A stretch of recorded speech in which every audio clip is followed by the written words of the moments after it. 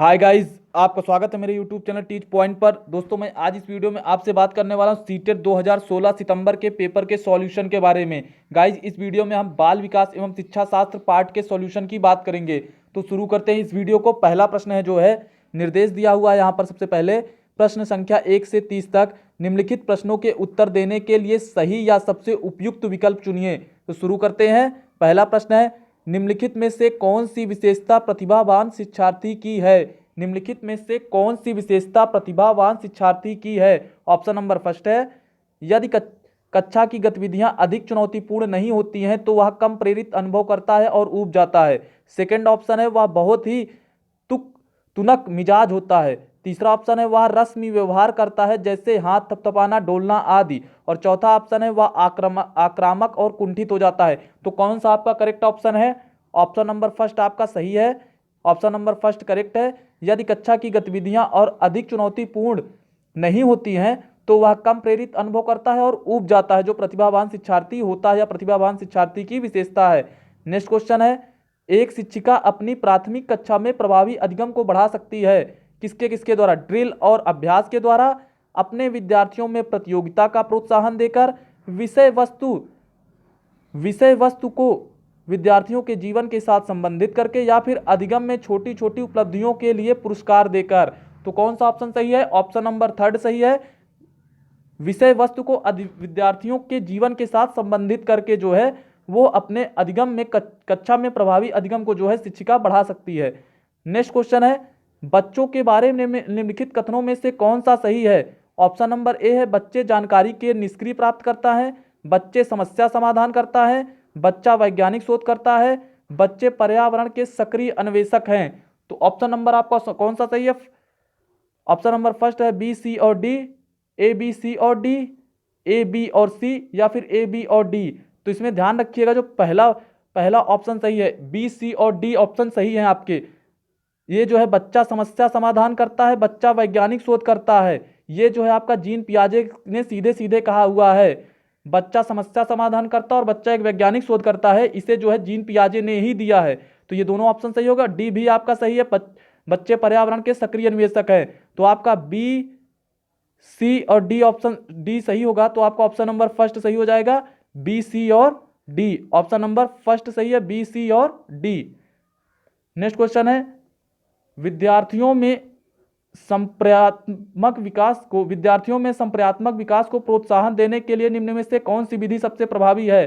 पहला ऑप्शन है, यदि करने के लिए कहकर विद्यार्थियों के गलत विचारों को सही विचारों में बदलना। सेकंड ऑप्शन है, विद्यार्थियों को बहुत से उदाहरण देना और उन्हें तर्क शक्ति का उपयोग करने के लिए प्रोत्साहित करना। जब तक विद्यार्थियों में वांछित संप्रेरणात्मक परिवर्तन ना हो जाए तब तक दंड का उपयोग करना। 4 है, पुराने प्रत्ययों से किसी संदर्भ के बिना नए प्रत्ययों को अपने आप समझा जाना चाहिए। तो कौन सा करेक्ट ऑप्शन है इसमें ऑप्शन नंबर कौन सा करेक्ट है? ऑप्शन नंबर सेकेंड सही है। कमेंट बॉक्स में आंसर देते हुए आप चलें। विद्यार्थियों को बहुत से उदाहरण देना और उन्हें तर्क शक्ति का उपयोग करने के लिए प्रोत्साहित करना। प्रश्न नंबर 5 है, प्राथमिक विद्यालय के बच्चे उस वातावरण में सबसे प्रभावी ढंग से सीखेंगे। पहला ऑप्शन है, जहां शिक्षक एकाधिकारवादी और स्पष्ट आदेश देता है कि क्या किया जाना चाहिए। सेकंड ऑप्शन है, जहां मूल रूप से पढ़ने लिखने और गणित की संज्ञानात्मक कुशलताओं पर ही ध्यान का केंद्र होता है और बल दिया जाता है। थर्ड ऑप्शन है, जहां शिक्षक सारे अधिगमों में आगे होता है और विद्यार्थियों से निष्क्रिय रहने की अपेक्षा करता है। फोर्थ ऑप्शन है, जहां उनकी संवेगात्मक आवश्यकताओं की पूर्ति होती है और वे अनुभव करते हैं कि वे महत्वपूर्ण हैं। तो ऑप्शन नंबर कौन सा करेक्ट होगा? आपका ऑप्शन नंबर 4 सही है इसमें, जहां उनकी संवेगात्मक आवश्यकताओं की पूर्ति होती है और वे अनुभव करते हैं कि वे महत्वपूर्ण हैं। नेक्स्ट क्वेश्चन है, एक बच्चा खिड़की के सामने से एक कौवे को उड़ता हुआ देखता है और कहता है एक पक्षी। इससे बच्चे की विचार के बारे में क्या पता चलता है? पहला स्टेटमेंट है, ए, बच्चे की स्मृतियां पहले से भंडारित होती है। बी ऑप्शन है, बच्चे में पक्षी का प्रत्यय विकसित हो चुका है। सी जो है सी वाला स्टेटमेंट है, बच्चे ने अपने अनुभव बताने के लिए भाषा के कुछ उपकरणों का विकास कर लिया है। तो कौन सा ऑप्शन सही है? पहला ऑप्शन है बी और सी। पहला ऑप्शन है जो है बी और सी, दूसरा ऑप्शन है ए, बी और सी, तीसरा केवल बी, चौथा ए और बी। तो ऑप्शन नंबर आपका कौन सा सही है? ऑप्शन नंबर सेकंड सही है। ए, बी और सी तीनों स्टेटमेंट सही हैं। ए, बी और सी तीनों स्टेटमेंट जो है सही है।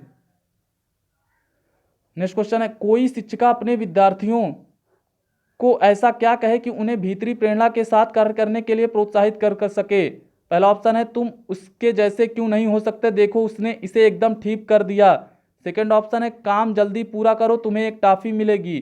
थर्ड ऑप्शन है, इसे करने की कोशिश करो और तुम सीख जाओगे। में सीखना विद्यार्थी की आंतरिक आंतरिक प्रेरणा है, जबकि किसी से पहले कार्य समाप्त कर प्रेरित करने में कार्य करने वाला व्यक्ति बाहरी प्रेरणा के रूप में कार्य कर रहा है। चलो इसे करने से पहले समाप्त कर लो, फोर्थ ऑप्शन है। तो इसमें आपको ऑप्शन नंबर कौन सा करेक्ट हो जाएगा, ऑप्शन नंबर कौन सा करेक्ट होगा, इसके आप कमेंट बॉक्स में आंसर लिखते जाइए। ऑप्शन नंबर थर्ड सही है इसका, इसे करने की कोशिश करो और तुम सीख जाओगे। में सीखना विद्यार्थी की आंतरिक प्रेरणा है, जबकि किसी से पहले कार्य समाप्त कर प्रेरित करने में कार्य करने वाला व्यक्ति बाहरी प्रेरणा के रूप में कार्य कर रहा है। नेक्स्ट क्वेश्चन है, प्रश्न नंबर 8 है, कोई शिक्षिका अपने विद्यार्थियों को अध्ययन करने हेतु आंतरिक रूप से उत्प्रेरित करने के लिए कैसे प्रोत्साहित कर सकती है। प्रतियोगात्मक परीक्षण से, व्यक्तिगत लक्ष्य निर्धारित करने और उनमें निपुणता पाने में उन्हें मदद देकर, साफ दिखाई पड़ने वाले इनाम देकर जैसे टॉफी, उनमें चिंता और डर पैदा करके। तो आप सभी जानते हैं इसमें ऑप्शन नंबर सेकंड सही होगा, व्यक्तिगत लक्ष्य निर्धारित करने और उनमें निपुणता पाने में उन्हें मदद देकर। नेक्स्ट क्वेश्चन है, किसी प्रारंभिक कक्षा में प्रभावशाली शिक्षा का उद्देश्य विद्यार्थियों को उत्प्रेरित करना होगा। पहला ऑप्शन है, रट कर याद करने के लिए जिससे वे प्रत्यास्मरण करने में अच्छे बने, दंडात्मक उपायों का प्रयोग करके जिससे वे शिक्षक का सम्मान करें। थर्ड ऑप्शन है, ऐसे काम करने के लिए जिससे परीक्षा के अंत में वे अच्छे अंक पा सकें। और आपका फोर्थ ऑप्शन है, सीखने के लिए जिससे वे जिज्ञासु बने और सीखने के लिए ही सीखना पसंद करें। तो कौन सा करेक्ट ऑप्शन है, ऑप्शन नंबर 4 आपका करेक्ट है, सीखने के लिए जिससे वे जिज्ञासु बने और सीखने के लिए ही सीखना पसंद करें। निम्नलिखित में से कौन सा उदाहरण प्रभावशाली विद्यालय की प्रथा है। निम्नलिखित में से कौन सा उदाहरण प्रभावशाली विद्यालय की प्रथा है। शारीरिक दंड, व्यक्ति सापेक्ष अधिगम, प्रतियोगात्मक कक्षा या निरंतर तुलनात्मक मूल्यांकन। तो आपको ऑप्शन नंबर सेकंड सही है, व्यक्ति सापेक्ष अधिगम। नेक्स्ट क्वेश्चन है, विकास का सिरह पदाभिमुख दिशा सिद्धांत व्याख्या करता है कि विकास इस प्रकार आगे बढ़ता है, भिन्नों से एकीकृत कार्यों की ओर, सिर से पैर की ओर, ग्रामीण से शहरी क्षेत्रों की ओर, सामान्य से विशिष्ट कार्यों की ओर। तो आपका सेकंड ऑप्शन सही है, सिर से पैर की ओर। ये क्वेश्चन कई बार आ चुका है पेपर में, 2016 में ही नहीं कई बार पूछा जा चुका है सीटेट में, तो इसको आप अच्छे से रट लीजिएगा, सिर से पैर की ओर। भाषा विकास के लिए सबसे संवेदनशील समय निम्नलिखित में से कौन सा है। फर्स्ट ऑप्शन है मध्य बचपन का समय, वयस्कावस्था, प्रारंभिक बचपन का समय, जन्म पूर्व का समय। तो करेक्ट ऑप्शन है ऑप्शन नंबर थर्ड, प्रारंभिक बचपन का समय, प्रारंभिक बचपन का समय। नेक्स्ट क्वेश्चन है, एक 6 वर्ष की लड़की खेलकूद में असाधारण योग्यता का प्रदर्शन करती है, उसके माता पिता दोनों ही खिलाड़ी हैं, उसे नित्य प्रशिक्षण प्राप्त करने भेजते हैं, सप्ताहांत में उसे प्रशिक्षण देते हैं। बहुत संभव है कि उसकी क्षमताएं निम्नलिखित दोनों के बीच परस्पर प्रतिक्रिया का परिणाम होगी, वृद्धि और विकास, स्वास्थ्य और प्रशिक्षण, अनुशासन और पौष्टिकता, अनुवांशिकता और पर्यावरण। तो गाइस करेक्ट ऑप्शन है ऑप्शन नंबर 4, अनुवांशिकता और पर्यावरण। नेक्स्ट क्वेश्चन है, निम्नलिखित में से कौन से सामाजिकरण के गौड़ वाहक हो सकते हैं। विद्यालय और पास पड़ोस, विद्यालय और निकटतम परिवार के सदस्य, परिवार और रिश्तेदार, या फिर परिवार और पड़ोस। तो करेक्ट ऑप्शन आपका ऑप्शन नंबर फर्स्ट हो जाएगा, विद्यालय और पास पड़ोस। सामाजिकरण के गौड़ वाहक जो है विद्यालय और पास पड़ोस हैं। नेक्स्ट क्वेश्चन है, लेव वाइगोत्स्की के अनुसार संज्ञानात्मक विकास का मूल कारण है। लेव वाइगोत्स्की के अनुसार संज्ञानात्मक विकास का मूल कारण है सामाजिक अन्योन्य क्रिया, मानसिक प्रारूपों स्कीमाज का समायोजन, उद्दीपक अनुक्रिया युग्मन, संतुलन। तो करेक्ट ऑप्शन आपका हो जाएगा ऑप्शन नंबर फर्स्ट, सामाजिक अन्योन्य क्रिया। नेक्स्ट क्वेश्चन है, किसी बच्चे का दिया गया विशिष्ट उत्तर कोहलबर्ग के नैतिक तर्क के सोपानों की विषय वस्तु के किस सोपान के अंतर्गत आएगा। यदि आप ईमानदार हैं तो आपके माता पिता आप पर गर्व करेंगे, इसलिए आपको ईमानदार रहना चाहिए। पहला है ऑप्शन सामाजिक संकुचन अनुकूलन, अच्छी लड़की अच्छा लड़का अनुकूलन, कानून और व्यवस्था अनुकूलन, दंड आज्ञाकारिता अनुकूलन। तो 16 प्रश्न का आंसर कमेंट बॉक्स में जरूर दीजिएगा। आपका ऑप्शन नंबर सेकंड सही है, अच्छी लड़का या अच्छा लड़का, अनुकूलन। नेक्स्ट क्वेश्चन है, जीन पियाजे के अनुसार अधिगम के लिए निम्नलिखित में से क्या आवश्यक है? ऑप्शन नंबर फर्स्ट है वयस्कों के व्यवहार का अवलोकन, दूसरा है ईश्वरीय न्याय पर विश्वास, तीसरा ऑप्शन है शिक्षकों और माता पिता द्वारा पुनर्बलन, और फोर्थ ऑप्शन है आपको शिक्षार्थी के द्वारा पर्यावरण की सक्रिय खोजबीन। तो आपका करेक्ट आंसर है इसमें ऑप्शन नंबर 4, शिक्षार्थी के द्वारा पर्यावरण की सक्रिय खोजबीन, फोर्थ ऑप्शन सही है। नेक्स्ट क्वेश्चन, जीन पियाजे के अनुसार प्रारूप स्कीमा निर्माण वर्तमान योजनाओं अनुरूप बनाने हेतु नवीन जानकारी में संशोधन और नवीन जानकारी के आधार पर पुरानी योजनाओं में संशोधन के परिणाम के रूप में घटित होता है। इन दो प्रक्रियाओं को जाना जाता है। पहला ऑप्शन है समावेशन और अनुकूलन के रूप में, दूसरा ऑप्शन है साम्यीकरण और संशोधन के रूप में, तीसरा ऑप्शन है समावेशन और समायोजन के रूप में, फोर्थ ऑप्शन है समायोजन और अनुकूलन के रूप में। तो करेक्ट ऑप्शन गाइज आपका सही हो जाएगा ऑप्शन नंबर 3, समावेशन और समायोजन के रूप में, समावेशन और समायोजन के रूप में। नेक्स्ट क्वेश्चन है, किसी प्रगतिशील कक्षा की व्यवस्था में शिक्षक एक ऐसे वातावरण को उपलब्ध कराकर अधिगम को सुगम बनाता है जो नियामक है, समावेशन को हतोत्साहित करता है, आवृत्ति को बढ़ावा देता है या फिर खोज को प्रोत्साहन देता है। गाइस आपका करेक्ट ऑप्शन है ऑप्शन नंबर 4, खोज को प्रोत्साहन देता है। ऑप्शन नंबर 4 सही है, खोज को प्रोत्साहन देता है। नेक्स्ट क्वेश्चन है, हार्वर्ड गार्डनर का बहुबुद्धि सिद्धांत सुझाता है कि, हार्वर्ड गार्डनर ने जो है बहुबुद्धि सिद्धांत दिया, ये भी कई बार पेपर में पूछा गया है, रट लीजिएगा एकदम से। तो हार्वर्ड गार्डनर का बहुबुद्धि सिद्धांत सुझाता है कि बुद्धि को केवल बुद्धिलब्धि IQ परीक्षा से ही निर्धारित किया जा सकता है। शिक्षक को चाहिए कि विषय वस्तु को वैकल्पिक विधियों से पढ़ाने के लिए बहुबुद्धियों को एक रूपरेखा की तरह ग्रहण करे। क्षमता भाग्य है और एक अवधि के भीतर नहीं बदलती। हर बच्चे को प्रत्येक विषय 8 भिन्न तरीकों से पढ़ाया जाना चाहिए ताकि सभी बुद्धियां विकसित हो। तो गाइस कौन सा ऑप्शन सही है? ऑप्शन नंबर 2 आपका बिल्कुल करेक्ट है। ऑप्शन नंबर 2 बिल्कुल करेक्ट है। शिक्षक को चाहिए कि विषय वस्तु को वैकल्पिक विधियों से पढ़ाने के लिए बहुबुद्धियों को एक रूपरेखा की तरह ग्रहण करे। नेक्स्ट है, कोई 5 साल की लड़की एक टी शर्ट को तह करते हुए अपने आप से बात करती है। लड़की द्वारा प्रदर्शित व्यवहार के संदर्भ में निम्नलिखित में से कौन सा कथन सही है? जीन पियाजे इसे अहम केंद्रित भाषा कहेगा और लेव वाइगोत्स्की इसकी व्याख्या बच्चे के द्वारा निजी भाषा से अपनी क्रियाओं को नियमित करने के प्रयासों के रूप में करेगा। जीन पियाजे इसकी व्याख्या सामाजिक अन्योन्य क्रिया के रूप में करेगा और लेव वाइगोत्स्की इसे खोजबीन मानेगा।